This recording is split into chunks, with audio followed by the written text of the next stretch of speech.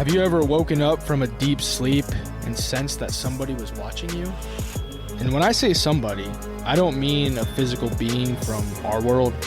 I mean a sinister, dark shadow of a man wearing a hat and a trench coat, standing in the corner of your bedroom, quietly and patiently watching you sleep. There have been numerous reports from all over the world of this very being.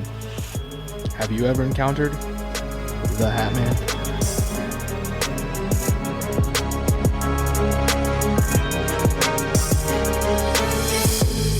What up? And welcome to the Cracking Cans podcast. I'm Mike. I'm here with my good pal Corey. And we're here. We got the beer. We're ready to talk about a little bit of spooky stuff again. So Corey, what's going on, dude? What's happening? Not much, man. Spent a lot of time today out in the sun. I don't know how much do you know, like, as far as working on cars? Not like enough that I know that I need to take it to a garage to have it worked on. I mean, that's where I'm at too. Like, I can drive a car, I can put gas in it, fill up the tires with air, check the oil, and if I get a flat, I can put the spare on. That's pretty much it. And you can call a guy. I can call a guy. But anyway, so Kendra recently, her windshield wiper fluid hasn't been shooting out.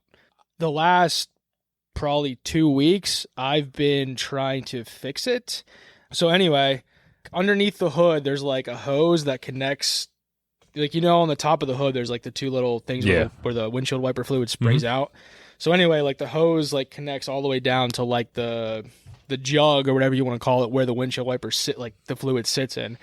Anyway, and this isn't the first time she's done this. So I don't know. I think it's just bad luck because there's no way she's purposely doing this, but for whatever reason, that tube that carries the windshield wiper fluid up snapped in half. How? I have no idea. It's just snapped in half. So then when you press the button from the inside to spray the fluid, shoots it inside. It just shoots it inside because the tube is snapped in half. So anyway, I ordered some tube connectors last week to connect the two tubes that snapped in half, but for whatever reason, the ones I ordered, even though they said they were for her model of vehicle, for whatever reason, wouldn't fit. So I'm like, all right, let's order something else. So I went on Amazon, ordered a whole kit where it came with a whole new hose, connectors, because when I was messing with it last week, one of the little sprayers on top of the hood, I was messing with it and snapped, broken in two. Nice. Yeah. So I'm like, all right, well, now I got to fix two things. So anyway, ended up today, I was trying to install the new tube, realized that the new tube is actually a little bigger than than the one that came with the car. Even though they both said it's the same the one that came with it, I was pretty proud of myself today because I took the old one out and put the new one in and felt like a freaking star here because I don't know crap about cars. Yeah, it's a good feeling. So, being able to put that new one in, get it working and stuff, I felt pretty good. But the thing is, I don't know how she does it because even with her old car, she has a Dodge Caravan now. She used to have a Dodge Journey, same thing. At one point with that one, freaking snapped in half. And I have no idea because it's not like she's opening up the hood and going down there with a pair of scissors and snipping it. She's not opening the hood, so I don't know how it's happening, but that's two vehicles in a row now where that tube that carries the windshield wiper fluid just snapped in half. Yeah, in my 33 years, I have had it 0 times. So that's what I'm saying. That is some bad luck. Yeah, for sure. So I was pretty proud today being able to fix that myself. Yeah, I know the feeling. I had, what was it, a month or two ago, our refrigerator just started freezing the refrigerator side. And we just had a straight side-by-side freezer on one side. It just froze the whole thing. So I was just like, Mr. Fix It. I looked up everything. And all that came of that was me spending $200 on parts that were not the problem. Until I finally just said, you know what, screw this. I'm going and buying a new refrigerator. I'm going to go right to the source and just get a new one.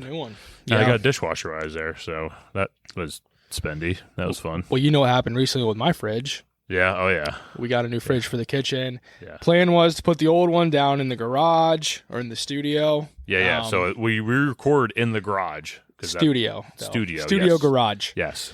More so studio, I would say now than garage. Yeah. But anyway, the guys came. They took out the old fridge, sat it outside, put in the new fridge.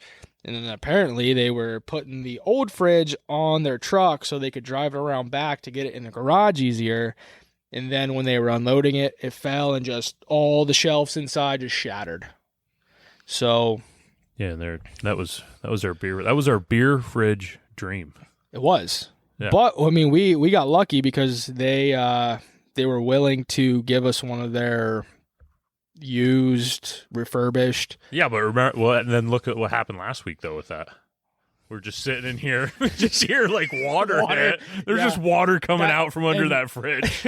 And I've been checking it since, and that hasn't happened again. So I have no idea what happened there. It's bound to happen tonight. It's been keeping stuff cold. It's been keeping the beer cold. So I mean, I can't complain. Yeah, pretty much. But we got a beer fridge now, and it's a newer like model than the one that was coming down because this one has a touchscreen. And you can control the temperature and like everything on it. So like I'm pretty happy. Yeah. It smelled a little funny when you got it, didn't it? It did. And Kendra actually put a thing of baking soda in it so that it could smell better. But like I think it's perfect. Yeah. Like it needs a little bit of smell. Yeah, like a little man musk. Yeah, exactly. Coffee grounds are a good one too. I know the big coffee drinker you are. Yeah. Yeah. Real big. Yeah. Or lack thereof. Yeah. It's all right. I'll drink enough coffee for both of us. It's fine. I'll drink enough beer for both of us. Yeah. And me also. I don't know if this is going to work like that well. So I guess on to our beer today.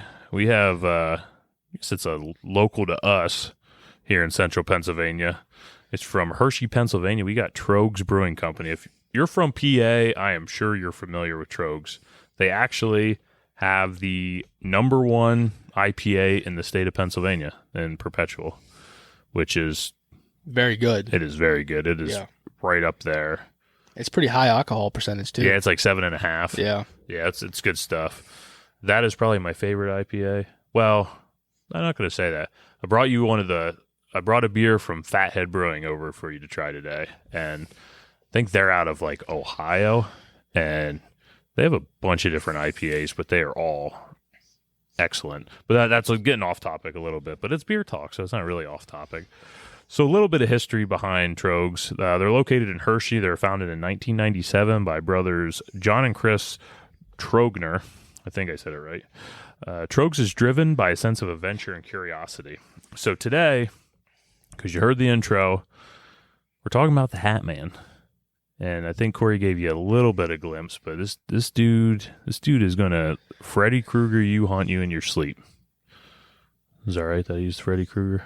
Yeah. I don't know if that was like a spoiler alert for things to come. Or... No, I think it was right on. Yeah, so it is. So we picked the Trogs Dreamweaver. So this is. Do you want to say what kind of beer this is, Corey? Hefeweizen. I've been practicing since last week. I don't know if it'll make the cut because we haven't edited that for next week. But there was like he got to the word like on a sheet, and I wasn't even looking at his sheet, and I knew exactly what word he was on to what was the beer we had last week? Oh, that UFO. Yeah, which was also delicious. But so this week we have Bavarian style Hefeweizen.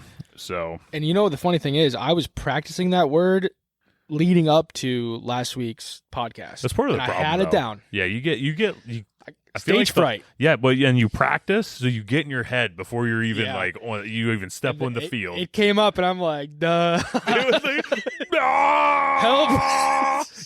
I could just see like the smoke was getting ready to start coming out, and I was like, It's like, Hefeweizen. That's funny. So with the Dreamweaver, they have a little description online. Our dream begins with an open top fermentation.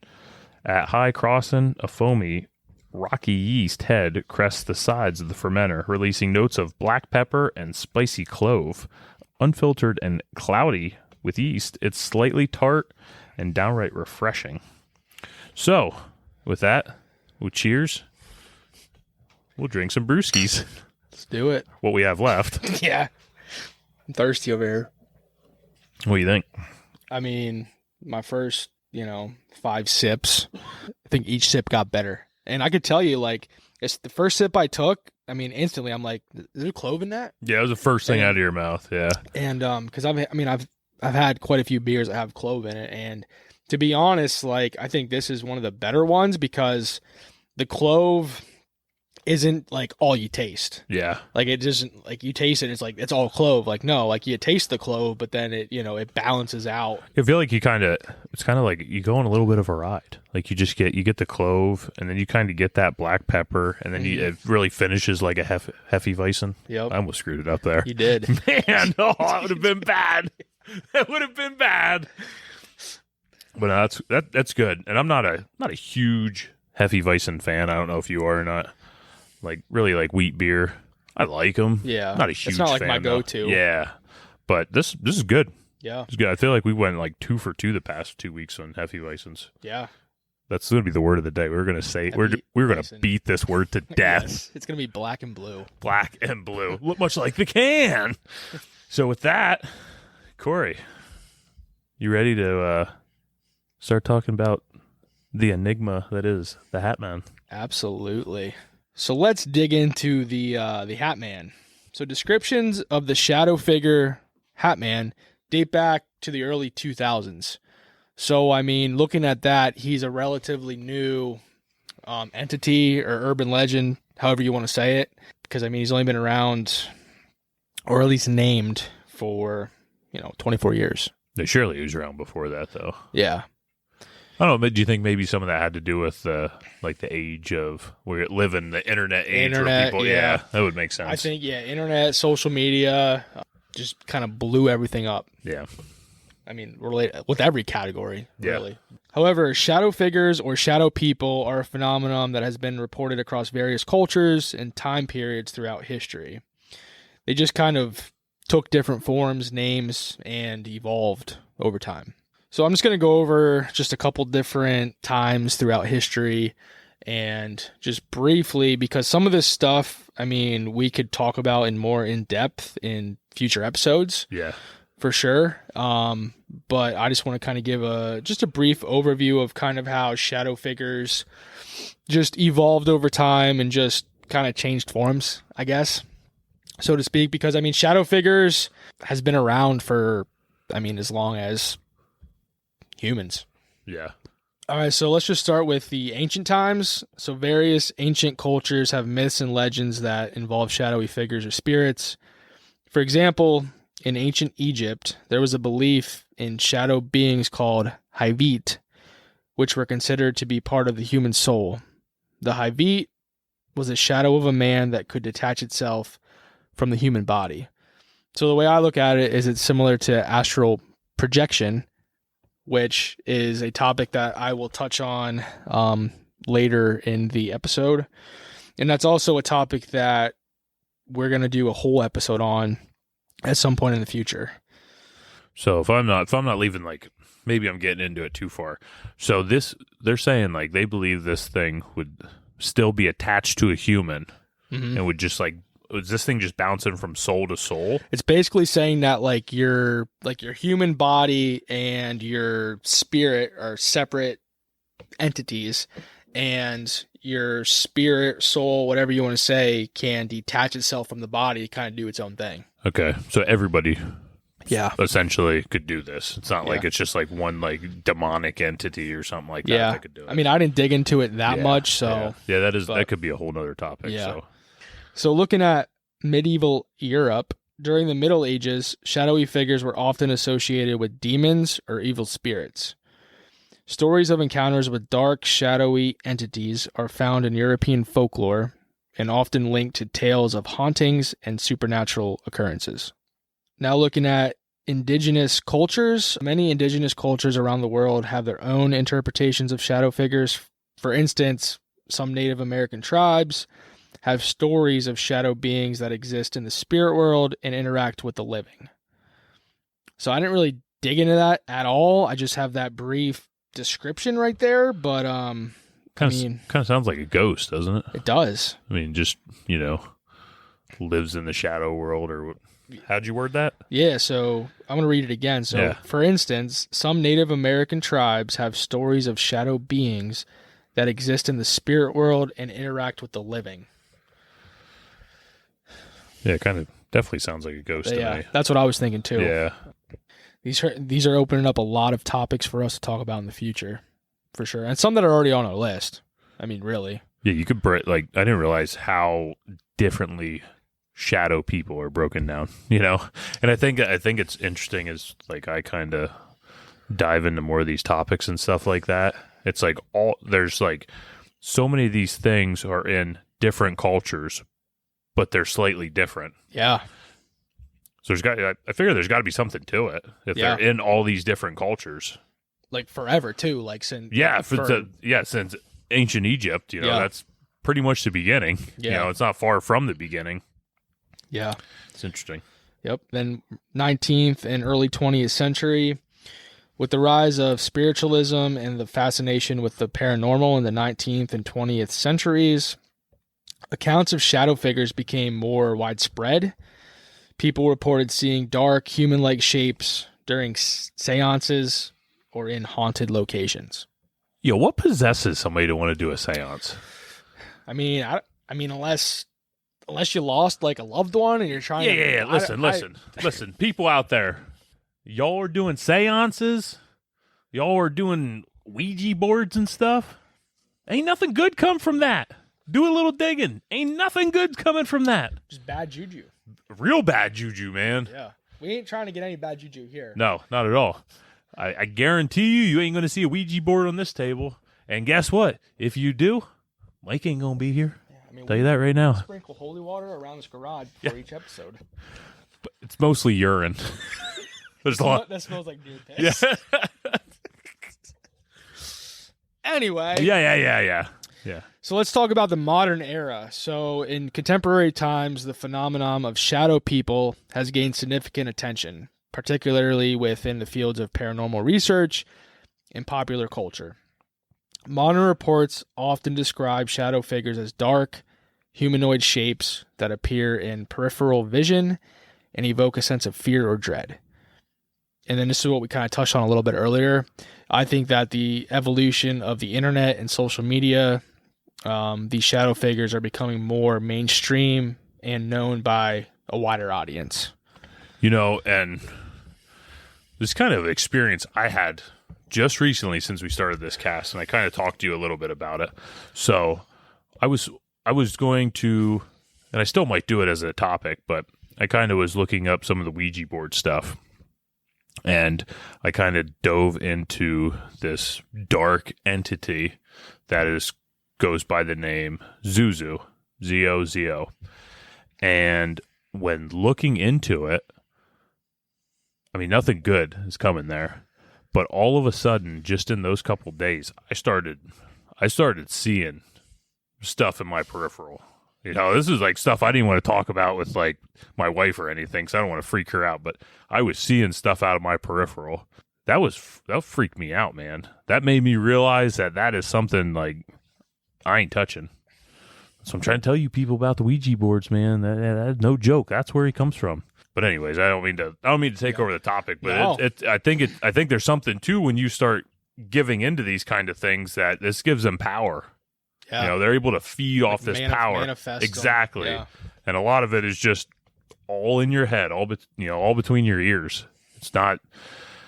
I know you watch these ghost hunting. I've been on a big Ghost Adventures kick lately, which is it is just laugh out loud comedy, man. That is good. That is good, wholesome comedy there. But they got all these things that like pulsate energy out so they can use it to manifest and stuff. And I think that spirit world just uses your mind to be able to manifest. Yeah, scary stuff. It's always scary what you can't really see. Yeah, no, absolutely. So kind of summarizing the different kind of eras or times throughout history that we just kind of went over, the concept of shadow figures is deeply rooted in the human psyche and has been interpreted in various ways depending on cultural, religious, and historical contexts. While the exact origins are difficult to pinpoint, the consistent appearance of such entities throughout history suggests a long-standing human fascination with fear and the unknown. So, I mean, that's something that hasn't changed over time. Yeah. Like, humans have been fascinated with the unknown. Yeah. I think that's all, there's something to it. I think we always strive to try and it drives us crazy that we can't figure out everything that's going on in the world. Like there are just things out there that we don't know, and it just drives us mad as human beings. Yeah. So now we're going to dig into the narrative of the shadow figure, the Hat Man. And I'm sure all of you guys have heard of meditating or listening to somebody online read a nice, relaxing story where it just calms you down and you think of, the beach and the waves and the wind and just... You're making me have to pee. Okay. So no water. Yeah, no water. No water, just wind. No waves, no water, just wind, just nature, and it relaxes you, right? So I'm going to do something like that right now, except I want the Hat Man to come into your life. So I'm going to read over this nice... Well, hold on, but I don't want the Hat Man to come into my life, though. I'll just tell him to leave then. Oh, it's that easy, huh? Yeah. He doesn't touch. He doesn't hurt. He just watches. Yeah. But... It's worse. I think it's worse. I'm going to bring the Hat Man to you, and I just want you guys to just relax and just let him come. All right. I'm in. I am in. So before I read this, I would like you all to close your eyes and really envision what you are about to take in on this quest. So, hey, I'm envisioning. You ready? You ready to roll? I see all right. The trophy. We'll get ready. You're going to see a shadow on that trophy. Oh! Imagine this. You're lying in bed. The room is dark, and the only sound is the quiet hum of the night. As you begin to drift into sleep, a sense of unease washes over you. You open your eyes, and there, standing in the corner of the room, is a figure, a tall, shadowy silhouette that sends a shiver down your spine. There he is, standing somewhere between 6 and 10 feet tall, his form cloaked in darkness, almost bending with the night. His presence is both eerie and commanding, exuding a sense of dread that permeates the air. His face, if it can be called that, is obscured by shadows, making his features indistinguishable. But the most striking and unsettling part of his appearance is the wide-brimmed hat perched atop his head. The Hat Man doesn't move. He doesn't speak. He simply stands there, watching, as if waiting for something. His eyes, if he has them, are hidden, yet you can feel his gaze penetrating through the darkness, locking onto you. The air around you grows colder, and a heavy silence fills the room, amplifying your heartbeat.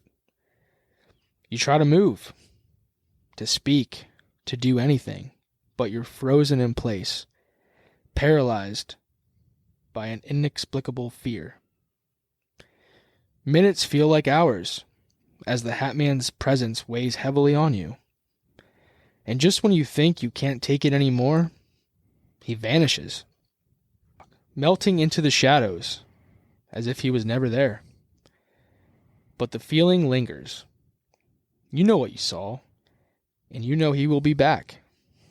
So when the night falls and the room grows quiet, be mindful of the darkness, for the Hat Man might be watching, waiting for his next appearance. Hey man, I didn't like that at all. That was kind of scary. I thought that was going to be like a fun adventure. So, a lot of my information I found online from a Ripley's article written by Diana Bacco. Oh, Bacco. Bacco. And I found some information on an article written by Kristen Anderson on the website Hunt a Killer. So listen, before I go into anything else here, I want to kind of go back to the meditation story that I just went over with you guys. So listen, if a 10-foot tall hat man shows up in my house, he's gonna have to wait in the living room or outside. He ain't gonna fit in my bedroom. I don't. Is he gonna fit in your bedroom?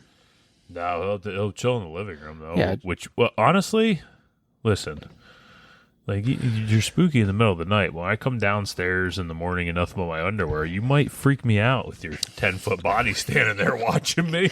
And hopefully he's not naked. Yeah. And I'm telling you right now, no, he better hope I ain't naked. That dude might not like what he sees. You know what I mean? I'm just saying. Yeah, he might run away real quick, Yeah, or freaking right. I guess it. Yeah. Or he might fall over laughing, one of the two. But either way, joke's on him. Joke's on you, Hattie. Unless you see that shadow getting closer to you. Oh yeah, no. Yeah. This took a real dark turn. I also wanted to say that a lot of reports of the Hat Man state that he either has very bright red eyes or just straight darkness for eyes. Listen, with bright red eyes, that reminds me of somebody. Could he just be the Mothman? Yeah, maybe it just takes different forms. Conflicting reports. Seems like that's how you start diving deep into these, and that's just what you get. So, like, yeah, he either has red eyes or straight darkness for eyes, from what I've seen. But everybody insists that he's wearing a hat, usually a fedora. A fedora? A fedora. Dang. I was really hoping he'd show up with a sombrero. We're going to get into a story later where we talk about a sombrero. Yes! I know he brought tacos. Or quesadillas. Yeah, ooh, I like a little quesadilla. But all reports say that he's wearing a type of coat, such as a trench coat, too. Some people claim that he has a golden pocket watch on him that he even glances at while he's watching you. How are you looking at a watch and watching you? He got them googly eyes, don't he? He does. He has one eye down in his watch. He one eye does the old spinaroo. He can just the other one, he's making sure that you're still sleeping. Oh, yeah. Yeah. So, I mean, reviewing all that, it sounds like he has at least some good style. I don't know. Or maybe never mind, I'm not going to say that. I'm happy you refrained yourself. I did. Yeah. Impulse control. I learned that in my, profession. So anyway, Mike, what is your take on the pocket watch? What do you think? Why do you think this guy has been known to carry around a pocket watch, looking at it? What do you think? Well, one of the things that stood out when you were kind of talking, and I think we were going through our meditation, is just the minutes feel like they turn into hours. So I feel like by him checking that pocket watch, it makes it seem why this is going on, that it's just been happening for hours and hours and hours, when in reality it might only be 5 or 10 seconds. But I think it's just maybe a way for him to trick your mind. Yeah, that's a good idea. What do you think? So my take is, I believe that the Hat Man could be a being from another planet or dimension that feasts on the energy of humans, and when he's running low on energy, he needs to recharge. And he does so by watching us during our most vulnerable time, which is sleeping. Yeah, that makes sense. And then he uses the pocket watch to keep track of the amount of time he's been there before he is fully charged and ready to bounce. So it's like a gauge for him. Yeah, it's not a watch, it's a gauge. It's a gauge. Once he's up to full, then he's like, all right, I'm out, and then he leaves. Yeah, that'd be something. Yeah. And I saw similar, I guess, theories based off of that one that I said, what I think. I found some similar ones that were kind of like that. So it's a gauge, not a watch per se. Yeah. Makes sense.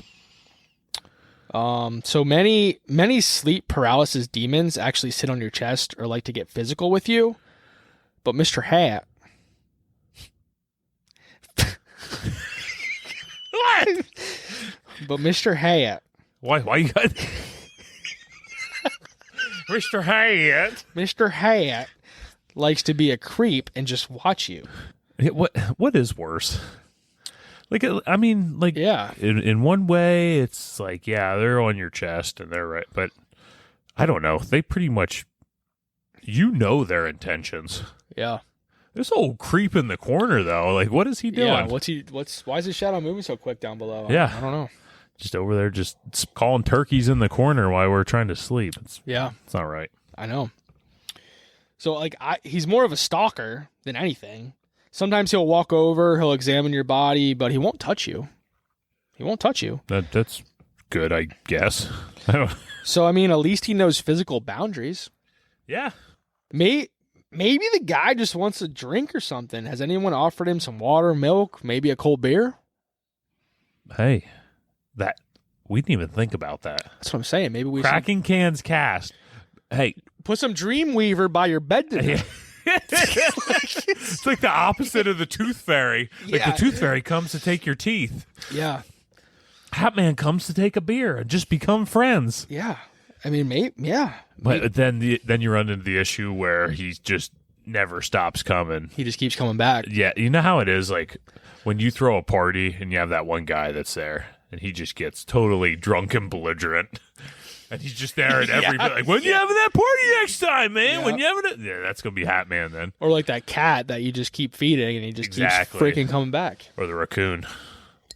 I like saying raccoon like that. Or the raccoon in your shed. The raccoon in your shed. I got one out back. But yeah, I mean, so yeah, maybe we just need to leave him some milk and cookies like Santa Claus. Nope. And some beer.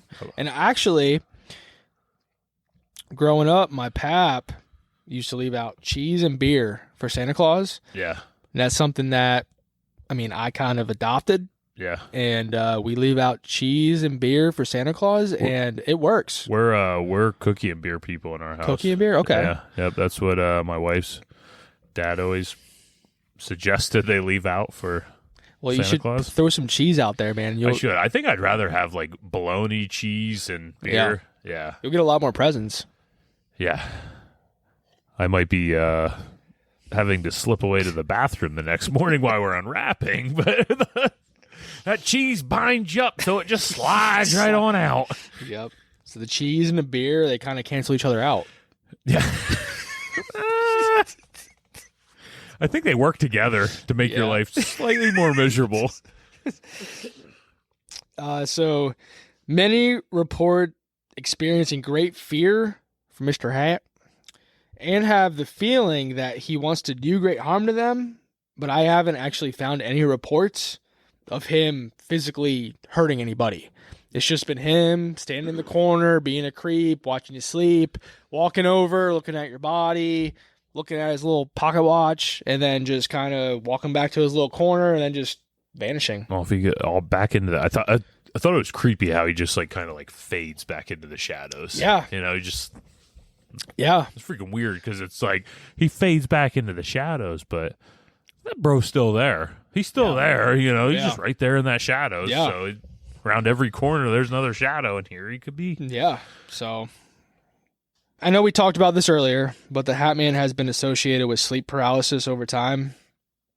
So sleep paralysis it's basically when your consciousness is awake, but your body is still in a deep sleep.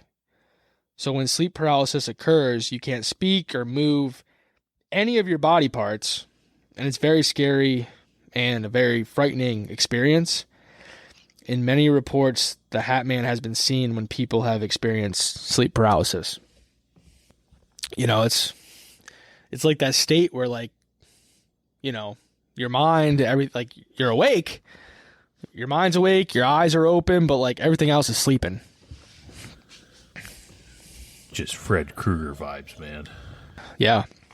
So I wanted to go over like my experience with sleep paralysis. No, like I've never seen a shadow figure. I've never seen the Hat Man, but during my freshman year of college, I did experience sleep paralysis living in the dorm. Let's hear it. So it was during college, my freshman year, when I was living in the dorm, like I just said. So I remember going to sleep just like any other night. And then sometime in the middle of the night, probably around 1, 2 a.m., I remember waking up Sort of. It was the strangest thing. So I was laying in bed as I woke up, but couldn't move, couldn't talk, couldn't do a damn thing. I remember I started to get legitimately scared. I tried yelling, but nothing would come out. I tried moving my arms, but nothing was working. Like, no body parts were working at this point. It felt like I was paralyzed in my bed, unable to do anything except move my eyes.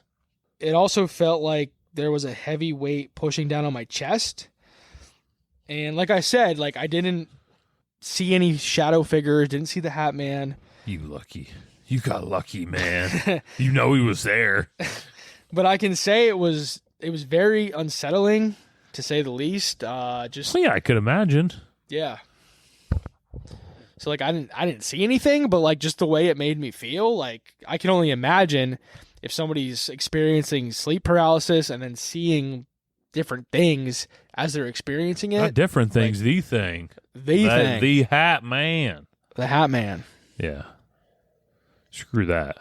That ain't good at all. So you never experienced anything like that? No, I never have, and I honestly am totally okay with that. Like, I'm all right not having sleep paralysis.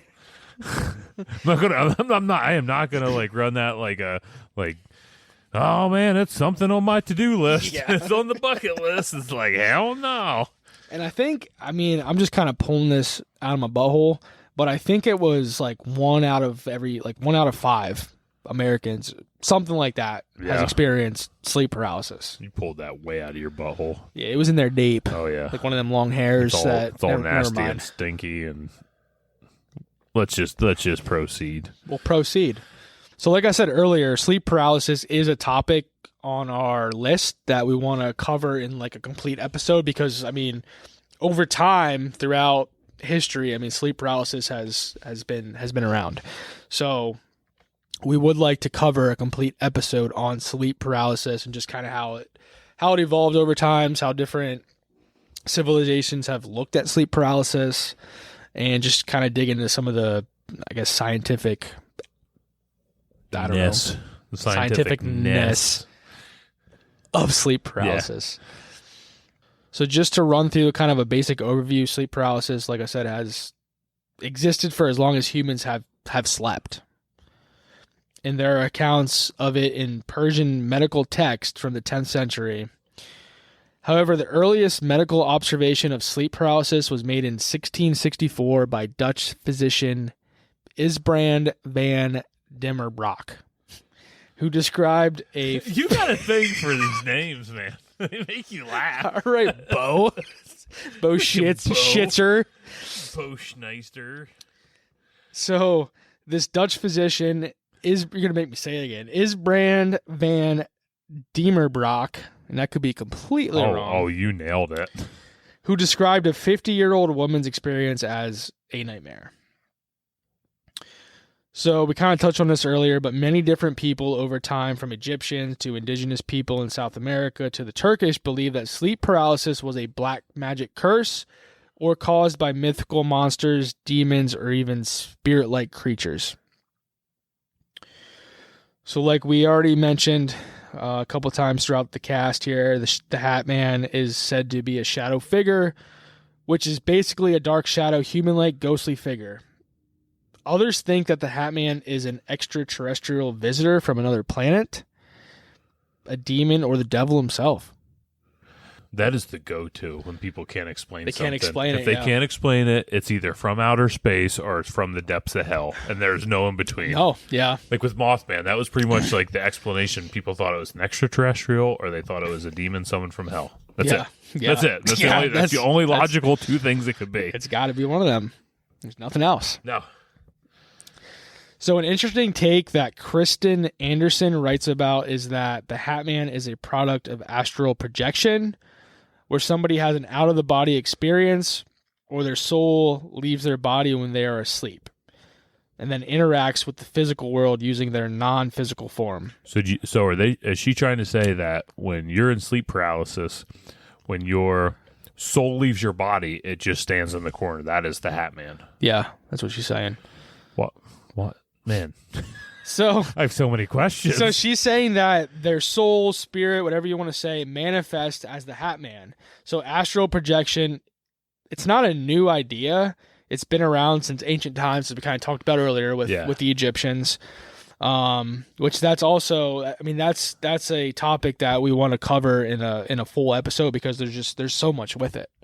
But yeah, I mean, she's basically saying that when, sometimes when people are sleeping, their soul can just leave their body, travel in this other dimension, and then go mess with other people. So like say tonight I'm sleeping, my soul can leave my body. You stay out of my house, you son of a bitch. I can fly my way over to your house, stand in your corner. Stay out of my house. I will stand in your corner and just watch you sleep.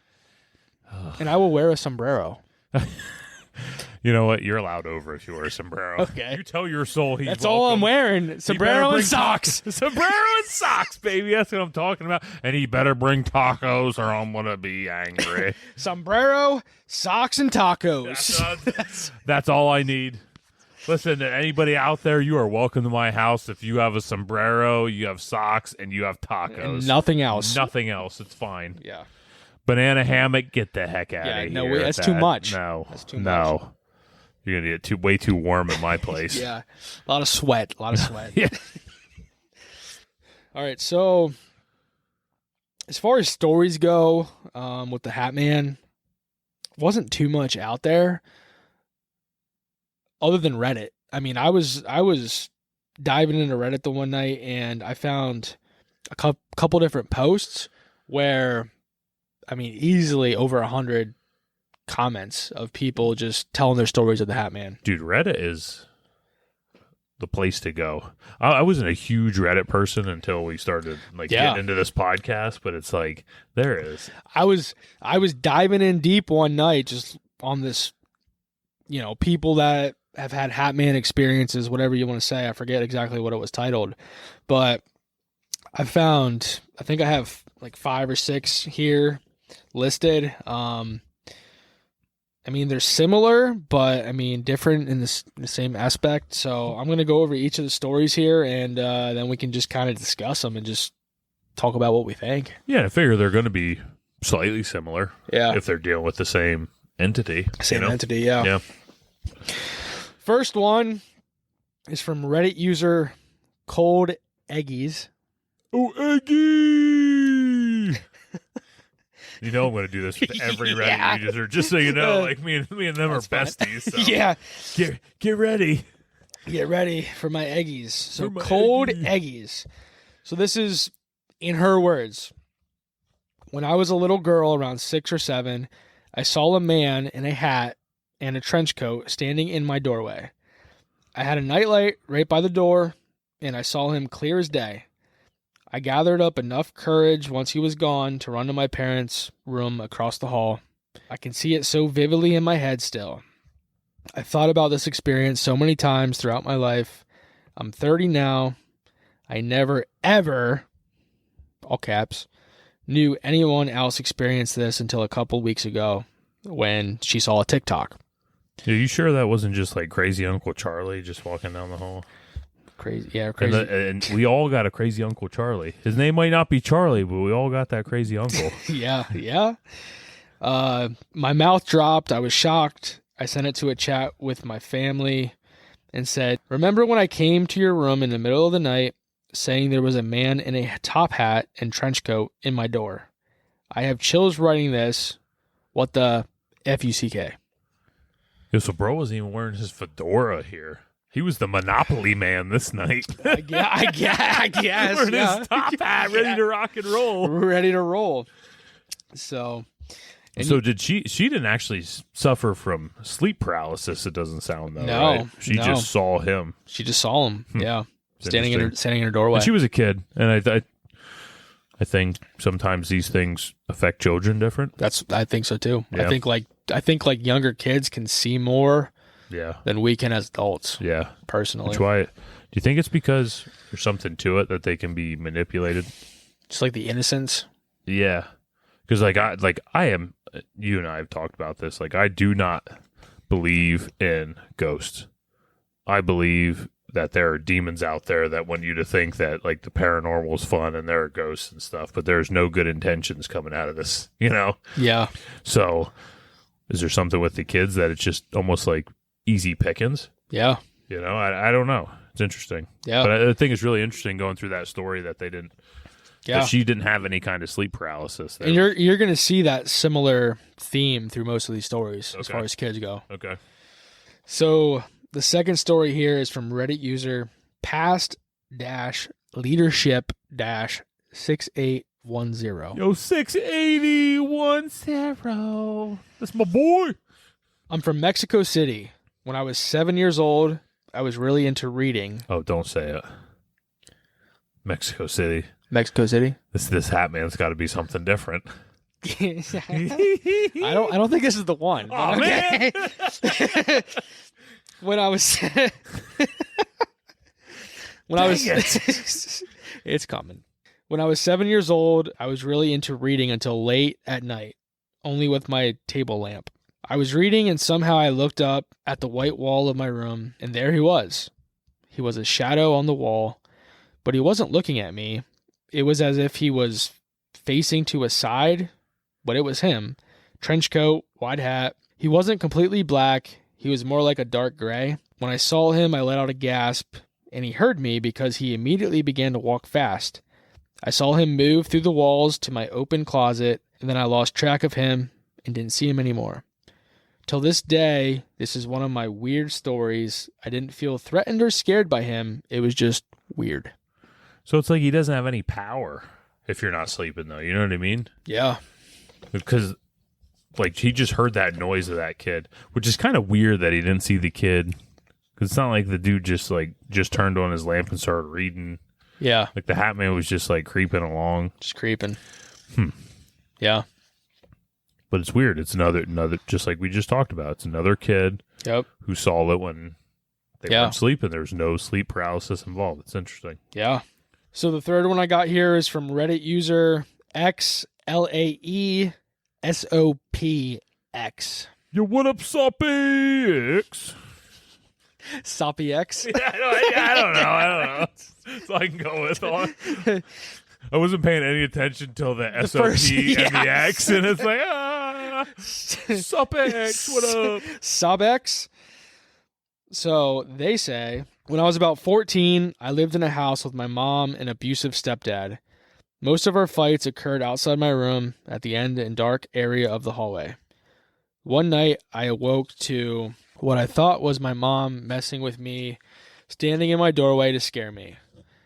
I kept yelling at her to stop until I woke up a little bit and noticed that it was actually a very tall, dark shadow wearing a wide-brimmed hat and a long trench coat. I have literally never experienced fear like this in my entire life. I told her about it the next day, and then I accidentally overheard her on the phone with a friend later that day, and my mom telling the friend, Lacey saw it too. I about died.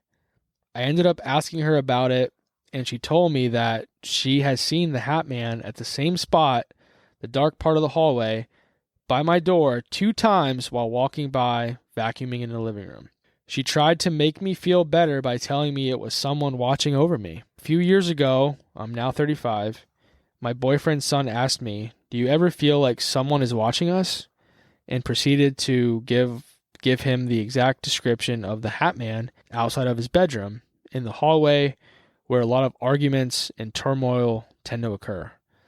I truly believe that it's a demon that follows you to places of turmoil and anything negative. It's interesting. Yeah. I like that she kind of pointed out that it just always seems to manifest in these places of negative energy. Yeah. It's interesting. 'Cause, I mean, sleep paralysis is about as negative as it gets. Yeah. As far as just being scared and just freaking out. Yeah. It's different. Yeah, I think that was a good one. Yeah. So the next one here is from Reddit user Cassandra Spew. Yeah, what up, Cassandra? You? Yeah, I wouldn't do those if you didn't laugh so hard, but you love them, so I got to do it. You got to keep them going. Yeah, I got to keep it going. So when I was about 4 or 5 years old, I started having this reoccurring nightmare involving the Hat Man. Every single night for about 1 to 2 years, it was the same dream. I was running on top of lockers in a changing room. My mother running between the lockers, always a bit slower than me. The Hat Man was following me on top of the lockers, and I always woke up before he got to me. After I stopped dreaming about him, I started seeing him daily after school, in broad daylight, standing in front of my grandparents' house. He was always just standing there next to the mailboxes, and in my childlike memory, it seemed like a few minutes seeing him before he vanished. I remember this going on for about a year, then he just stopped showing up. I have never seen him since. On a side note, I experienced severe childhood trauma, and my therapist told me it would be normal to hallucinate, which is a tendency for traumatized kids ages 7 to 10. Another kid. Another sighting. Broad daylight, though, this time, which is interesting. Yeah. But when we kind of go back to the next story, negative energy. Yeah. Manifest, man. It just feeds. Feeds, yep. I think we got 2 more stories here. So the next one is from Reddit user Remarkable Stage 9671. Yo, what up, Mark Stage? Mark Stage? Yeah, well, I mean, remarkable. Maybe their name's Mark. That's why they're remarkable. All right. Yeah, all right. Or it's just Remark. So, Remarkable Stage says, I know this is old, but upon looking up what my mother saw, I came across this thread. So this is Remarkable's mother's experience with the Hat Man. So here's... I hope it's wearing a sombrero this time. I think it might be. I'm so excited. So here's her experience. She said she woke from her sleep, took a sip of water, and was going to get up to use the bathroom. As she turns to get up, she sees a man standing in front of her bed with a long trench coat and a big black sombrero. And he said, no inglés.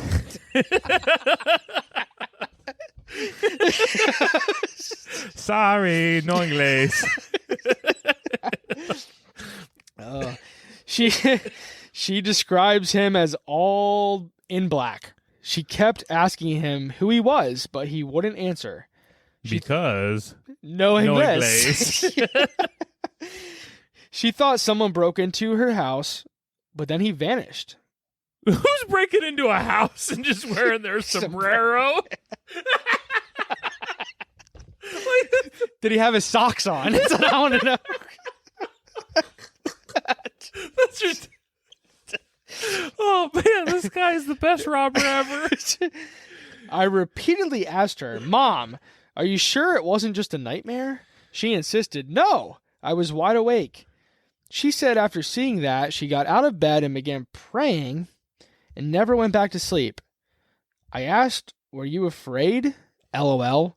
Because I would have been terrified for the rest of my life. She said, no, I was just in shock, then started telling me how back in our country of origin, I don't know what the country is, but I have a couple guesses. Yeah. She saw an actual witch when she was a teenager. They lived in a valley surrounded by mountains. She said you would see lots of things there. Well, of course this woman wasn't too paranoid. Like, what kind of robber breaks into your house wearing a sombrero? Sombrero, socks, and tacos, baby. Yep.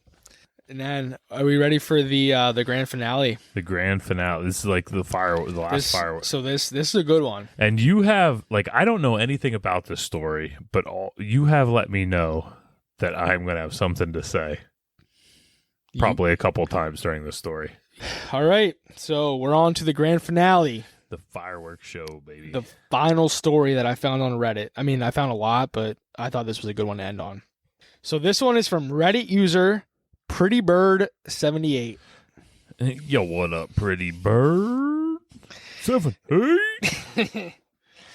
All right, so get ready. Buckle up, because here we go. I had an experience back in July of 2007. I had just bought a farm with my best friend with 2 homes on it. We lived in a river valley that had no cell or radio reception. This is pertinent to the story. On the day I saw him, it was about mid-afternoon. I had poured a bath and was relaxing reading a book. A little while in, I noticed that there was a classical piano music playing in the background. This was odd as I didn't have a TV, and as I mentioned, we didn't get radio or cell service where we were. What a way to word that. Like, oh boy, this is awfully weird. There's a piano playing where there should absolutely not be any piano playing. Oh, well, I'll just continue with my bath because I already drew it. The water's still warm. Yeah, the water's still warm.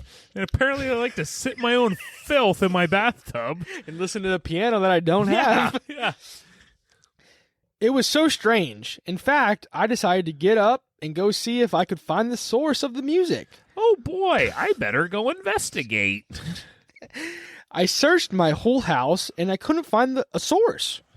I decided that I wasn't going to let it bother me, and I went back to my bath. Oh, boy, I know I just heard music playing, but gee willikers, what could it possibly be? I'm going to go take a nice, refreshing bath. I can't let this water get too cold. I got to take advantage of it while it's warm. We're on a well. Like, About what the heck? That's ridiculous. It gets better. About 10 minutes later, while reading, I felt someone looking at me. I lowered my book and looked up. There in front of me was the shadow of a man, wearing a wide-brimmed hat and long trench coat. He was totally black and about 6 feet tall. And the way he was standing, he didn't bend with the wall the way a shadow should. It was very disconcerting as he stared at me, checking me out. And I thought, oh, gee willikers, are you the son of a gun that's been playing on my non-existent piano? There he is. There you are. There you are. This is where my story takes a different turn from anyone else's I've read or heard about since. He hopped right in the bathtub with me. He spoke. He said, I prefer blondes. So basically what she's saying is she was not a very attractive looking woman. That's what I'm hearing right. She wasn't his type. She was just an ugly brunette in the bathtub. Ain't nobody wanting to see it. Yep. So then she says, I know it's kind of insane, but I had a moment of affront before I came to my senses and realized that it would be crazy to be offended because a spirit didn't find me his type. I made the decision to ignore him and lifted up my book and continued to read. All right. Man, I'm just going to just keep going.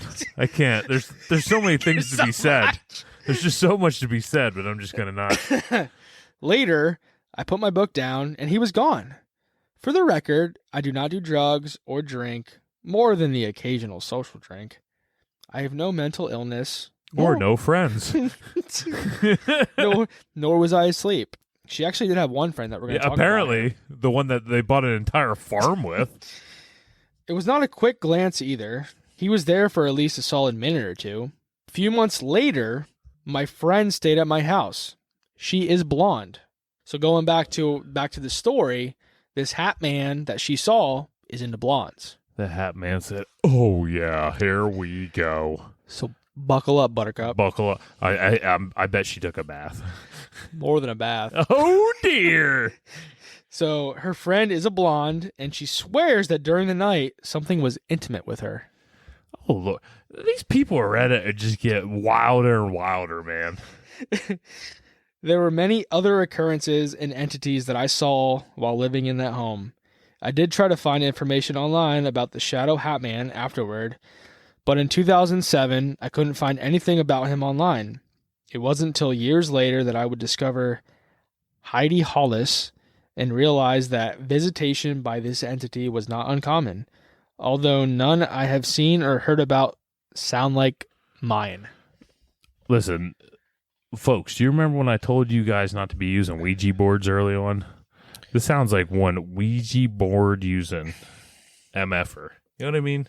Like, this is people. Hey, I'm just not going to be offended by you, evil spirit. Like, no, you should be offended, and you should also call out an evil spirit being in your bathtub. I mean, like, all right. So if say you're getting a shower and you hear some just random music playing, Like, that's enough for me to, quickly get out of there, dry off, and be I like, would think so. what the F is going on in my house? Yeah. But no, she's like, I'm not going to let that ruin my nice little soak. That must be my radio that ain't actually a radio that don't actually work. No. This is where, and this is the exact reason that I don't even like go on Reddit, because you have people like this that are just like total cabbage heads that are just like, I'm telling you, I seen the Hat Man, but he raped my blonde friend, and it's like, no, he didn't. Yeah. I'm telling you, that is not his MO. Was he a grower or was he a shower? Yeah. And these 3,000 years of sightings of shadow people and Hat Men, your blonde friend, which I'm sure she wasn't real good looking, knowing you, was one that decided that, hey, this is where I'm finally getting laid after 3,000 years. There ain't no way. Yeah. He hasn't touched anybody. He hasn't physically, he just stands and watches. And now we're talking about he's getting intimate with your friend. Yeah. After he told you, I would get intimate with you, but yous ain't a blonde. I'm surprised this crazy woman didn't just go out and bleach her hair that next day. Yeah. Or the same day. Craziness. So, yeah, that's all the stories we got. But, if you want to look on Reddit, there's hundreds more. Yeah, and you can see this. What's this lady's name again? This was Pretty Bird 78. Pretty Bird 78. So you can go on and see what kind of other crazy stuff she came up with. You know what? I'm sure there's plenty more. I got one better. Pretty Bird 78. You want to get a hold of us? We'll bring you on the show. We will. But listen, you can't be in the bathtub when you come on. There's no way. That is a deal breaker for us. But your friend can be. Yeah, as long as she's blonde. That's what we're into, don't you know? All right, so I know we just went over some stories, some partially believable, some sound like a scary movie. We went from children to sombreros to I don't know what that last one was. That was rough. I knew you'd like that one. Yeah, it was good. So you had told me it's like a scary movie. And it's like, grab a hold of my strong hand. That's all I could think as you're reading through that. Yeah. And really, it wasn't far off. No, they could literally put that in a scary movie, and it would probably make money. It would fit right in. Yeah, no one would question it in a scary movie. No, absolutely. So just kind of going over the Hat Man, some possible, I guess, explanations for when people see the Hat Man. So I know we talked about sleep paralysis earlier. So it seems that sleep paralysis can be linked to many reasons. Some examples include stress, anxiety, irregular sleep schedules, PTSD, many other reasons that I guess can cause sleep paralysis. But they were some of the main ones that I found. Soaking in a bathtub. Soaking in you got to hear piano music. A piano. Yeah. The piano's got to be playing when it shouldn't be playing. Shouldn't be playing, yeah. So sleep paralysis was the big one we talked about. The other one I saw was Benadryl. There are many reports that when people take an excessive amount of Benadryl, it can lead to hallucinations of the Hat Man. Some think that taking an excessive amount of any mind-altering substance, even caffeine, can lead to seeing the Hat Man. And it's interesting because I saw a couple posts online of people who were going to see the Hat Man tonight and just thinking about, taking overdosing, whatever, on Benadryl. We've been hammering beers and I'm yet to see the Hat Man. We thought he came in a couple different times here with the garage or the studio door. Yeah. The main right studio door. But no, he's not here. So me personally, I think the Hat Man symbolizes the trauma that a person experienced in their life, mixed with the current stress and anxiety that they are dealing with. I think that the Hat Man is kind of the concoction created because of this. The cocktail, you could say. Yeah. That's what I think. So now we're on to some real life connections and variations. So y'all have heard of the horror legend Freddy Krueger. I think to a degree the Hat Man can be best related to Freddy Krueger by a couple different reasons. So first, Both wear distinctive hats and have a dark, menacing presence. Both are supernatural entities appearing in dreams or during sleep.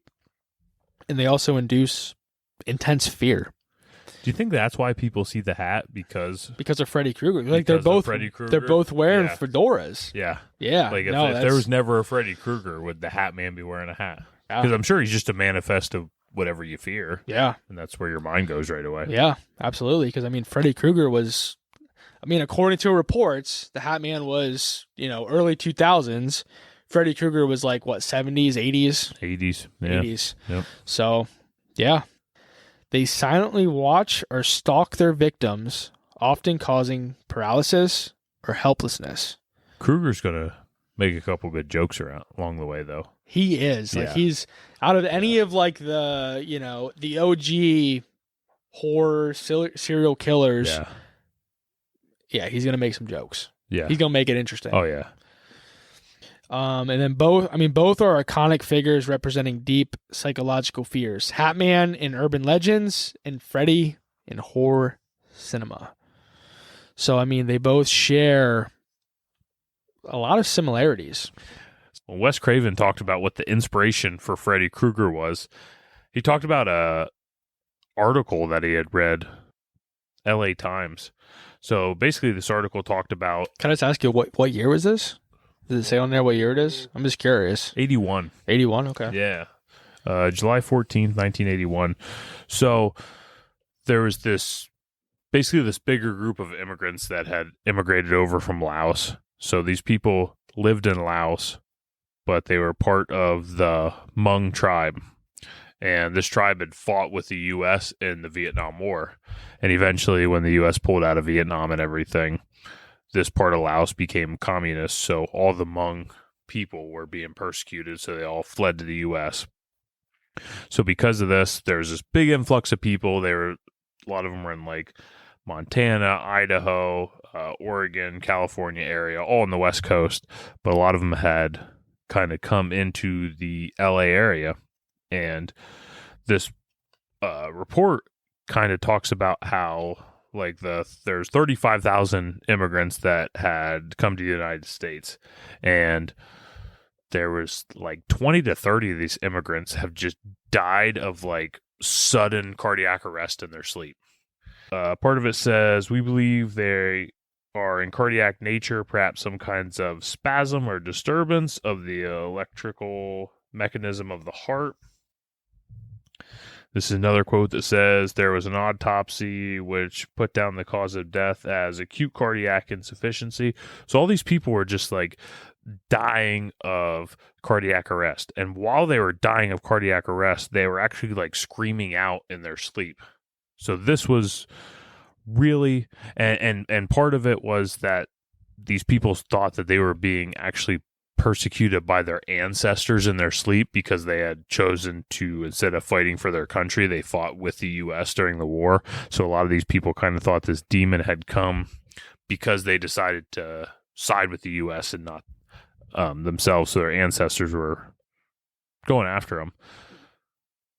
But really, there is no explanation for why these people were dying. But this article is one of the articles that kind of gave Wes Craven the inspiration for Freddy Krueger. So I thought it was interesting. Yeah, absolutely. It kind of talked about more of like a demon that would like sit on your chest and things like that. So I think you kind of talked on that earlier. Yeah. That's a little bit different than the Hat Man. But I think at the same time, they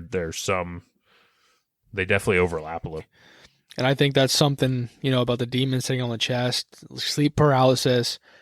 I think that's something that we will discuss more in, a future episode. Yeah, kind for of sure. dig into that more. That'd be fun. Yeah. So just based off of, I guess, the research that I did, many scientists believe that the Hat Man is just a nightmare that enters the real world from the dream world while a person is in a state of sleep paralysis. I mean, this makes sense to a degree, but I guess why are there so many reports of this same person during this time?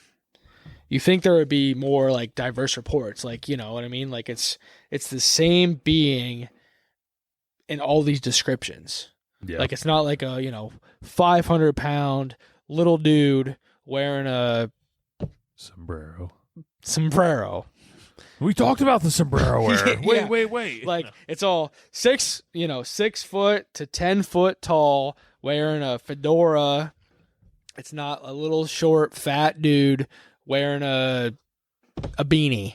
I think some of it has to do with Nightmare on Elm Street because of being after 2000. I think. Yeah. I don't know. I could see when you're in this dream state and you get scared, who is the first person you're thinking of that's going to try and kill you in your sleep? There's nobody else I'm thinking of except for Freddy Krueger. Yeah. Because all the other ones are going to kill you before you're asleep. Oh, yeah. Yeah. Like Michael Myers, Jason. Yeah. Yeah. Chucky, Pinhead, they're all gonna get you beforehand. Yeah. So yeah, I mean I agree. So that brings us to our folklore score. Both Mike and I went through our folklore score here, filled it out, 5 different categories out of 10, and then we combine our score together to get our combined folklore score, which gives us our folklore tier. So that way we're able to compare the urban legends against each other each week and kind of have like a running list of where they compare against each other. Spookiness, historical and cultural significance, believability, uniqueness, and threat level. And they're all going to be 1 through 10. So are you ready for the big unveil? I'm ready.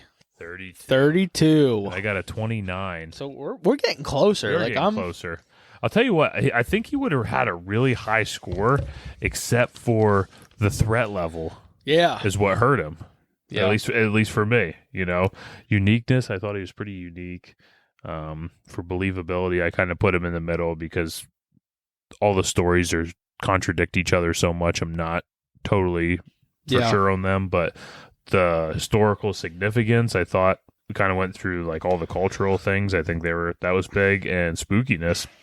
I mean, dude's scary for sure. Yeah, I mean, I think I was pretty similar. I mean, we were only 3 points apart, but spookiness, I gave him a 9 because, yeah, you're right, spookiness. And then I was kind of in the middle for the other 4 categories.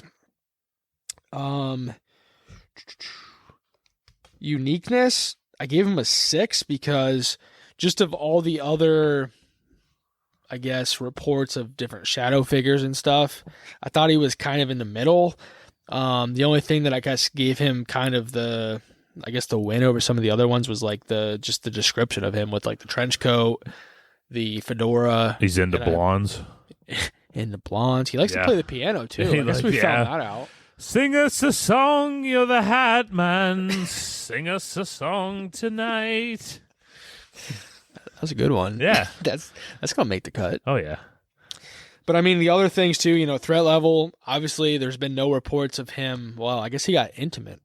Got intimate, but I am pretty much throwing that lady's story out the window. That is just every other report, like he hasn't gotten physical, he hasn't touched anybody, he just watches. Yeah. Just watches. Yeah. So threat level is not super high. So like in the middle, believability I kind of put in the middle, and then again the historical cultural significance, I mean I put in the middle as well. So that gave the overall score of 61.